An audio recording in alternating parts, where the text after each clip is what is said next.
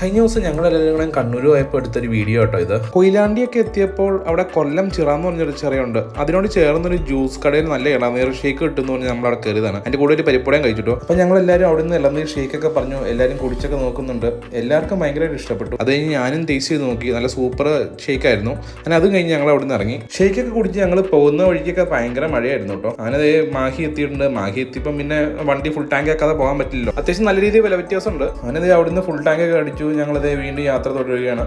അങ്ങനെ ഭക്ഷണം കഴിക്കാറായപ്പോൾ ഞങ്ങൾ കണ്ണൂർ എത്തിയിട്ടുണ്ട്. അവിടെ MVK ട്രാവലേഴ്സ് റെസ്റ്റോറൻറ്റ് എന്ന് പറഞ്ഞൊരു റെസ്റ്റോറൻറ്റിൽ കയറി. ഞങ്ങൾ എല്ലാവരുടെയും തന്നെ വിശന്ന് കിളി പോയി ഇരിക്കുകയാണ്. അപ്പോൾ ഞങ്ങൾ ചിക്കൻ ബിരിയാണി, വെജിറ്റബിൾ ബിരിയാണി, പിന്നെ അതുപോലെ ഫിഷ് ബിരിയാണി ഒക്കെ പറഞ്ഞിട്ടുണ്ടായിരുന്നു. എല്ലാം തന്നെ അത്യാവശ്യം ക്വാളിറ്റി ഉള്ള ഫുഡായിരുന്നു കേട്ടോ. അങ്ങനെ എല്ലാവരും ഞങ്ങൾ ഭക്ഷണം കഴിച്ചു.